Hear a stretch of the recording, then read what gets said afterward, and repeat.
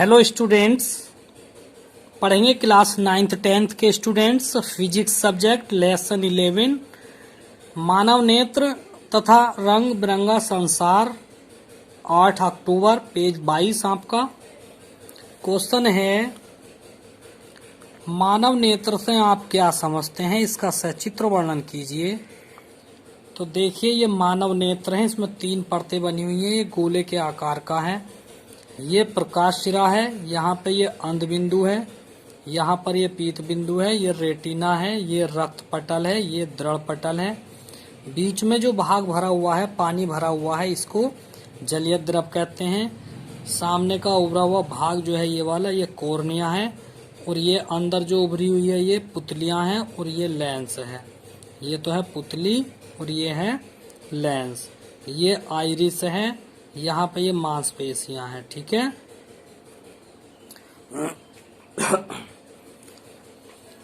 पढ़ते हैं। देखिए मानव नेत्र क्या है।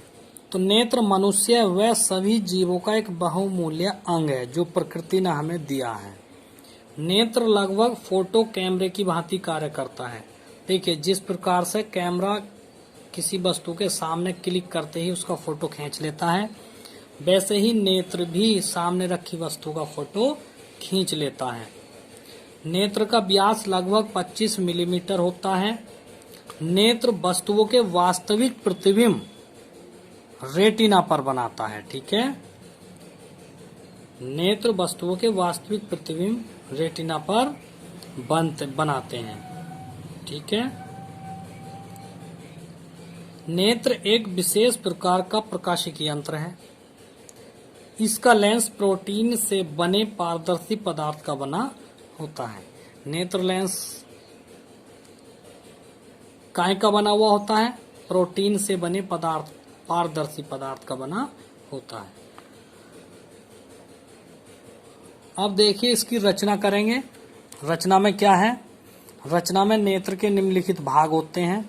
कौन कौन से? देखिए दृढ़ पटल की हम बात करते हैं तो मनुष्य का नेत्र एक खोखले गोले के समान होता है। यह बाहर से एक दृढ़ व अपारदर्शी श्वेत परत से ढका होता है जिसे दृढ़ पटल कहते हैं। नेत्र में आ जाइए, सबसे ऊपर का जो भाग है ये दृढ़ पटल है। ठीक है, ये दृढ़ पटल है। वहीं आ जाइए, अगला पॉइंट है रक्तक पटल या कोराइड। ठीक है, तो दृढ़ पटल के भीतरी पृष्ठ पर यानी कि दृढ़ पटल के नीचे एक पृष्ठ और है लगी काले रंग की झिल्ली को रक्तक पटल कहते हैं। इसे कोराइड भी कहते हैं। यह प्रकाश का अवशोषण करता है। चित्र में आइए, देखिए दृढ़ पटल के नीचे जो ये वाली झिल्ली है, ये वाली, इसको रक्तक पटल कहते हैं या कोराइड कहते हैं। ठीक है, अगला पॉइंट देखेंगे आप, कॉर्निया। दृढ़ पटल के सामने एक उभरा हुआ भाग होता है, यह पारदर्शी होता है। इस उभरे हुए भाग को ही कॉर्निया कहते हैं। चित्र में आइए, देखिए ये जो भाग है उभरा हुआ, इस उभरे हुए भाग को कॉर्निया कहते हैं। इसी प्रकार से आ जाइए वापस, आइरिस पे आइए। कॉर्निया के पीछे एक रंगीन पारदर्शी पर्दे को आइरिस कहते हैं। जो कॉर्निया के पीछे एक पर्दा और होता है, ठीक है, जिसे आइरिस कहते हैं। ठीक है, नेक्स्ट पेज देखेंगे। 23वां पेज लग गया है आपका, ये देखेंगे। नेक्स्ट पॉइंट है पुतली। तो देखिए मैं आपको चित्र में दिखा दूंगा पुतली क्या होती है। आइरिस के बीचों बीच में एक छोटा सा छिद्र होता है जिसे पुतली अथवा नेत्र तारा कहते हैं। यह गोल व काला दिखाई देता है। आपने आंख में देखा होगा कि आंख में सफेद भाग को छोड़ते हुए एक काला तिल होता है। ठीक है, एक काला निशान होता है, गोल छल्ले की चमन्नी के आकार से भी छोटा होता है, काला। ठीक है, उसी को पुतली अथवा नेत्र तारा कहते हैं। नेत्र लेंस। अब आइरिस के ठीक पीछे एक पारदर्शी उत्तक का बना द्विउत्तल लेंस होता है जिसे नेत्र लेंस कहते हैं। नेत्रोद या जलीय द्रव। देखिए आंख में जो उसका खाली भाग होता है वो जलीय द्रव कहलाता है। चित्र में देखिए ये वाला द्रव जो है ये, इसमें पूरे भाग में द्रव भरा हुआ होता है जिसे जलीय द्रव कहते हैं। ये इस वाले द्रव को जलीय द्रव कहते हैं। ठीक है, आ जाइए कांचाव द्रव, तो नेत्र लेंस तथा रेटिना के बीच के भाग को कांच द्रव कहते हैं। ठीक है, तो देखिए यहाँ पे मैंने लिखा नहीं है, लिखे देते हैं।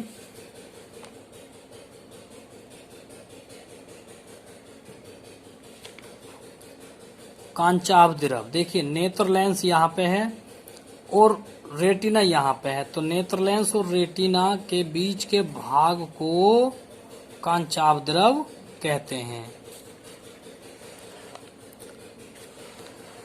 अब रेटिना क्या है, तो रक्त पटल के नीचे नेत्र के सबसे अंदर एक ओर यानी कि एक साइड में एक पारदर्शी झिल्ली होती है जिसे रेटिना कहते हैं। देखिए एरिया सबसे भीतर है ये वाला, ये इसके नीचे है कोराइड, जो झिल्ली है कोराइड वाली इसके नीचे है ये, तो ये सबसे भीतर है और एक साइड में है, तो इसको रेटिना कहते हैं। ठीक है,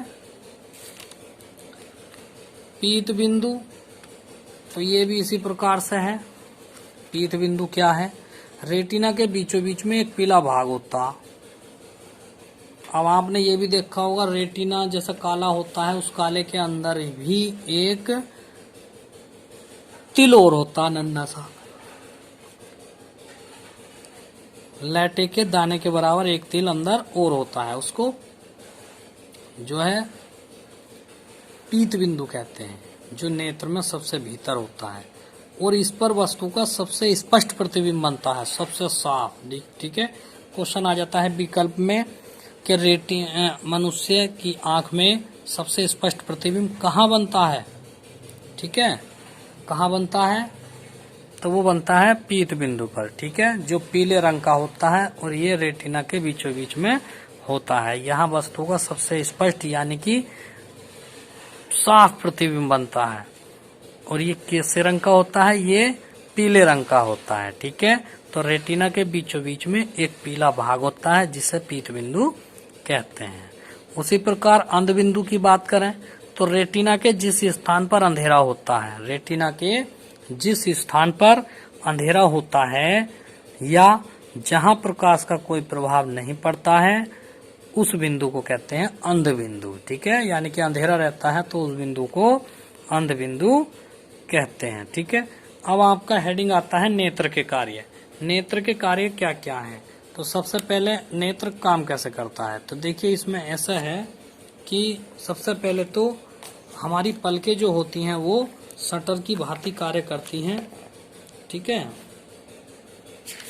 और जैसे मैं आपको बताऊं, जैसे ही हम पलकें खोलते हैं तो क्या होता है, प्रकाश जो किरणें होती हैं वो हमारी आंख में प्रवेश कर जाती हैं और जैसे ही किरणें आंख में प्रवेश करती हैं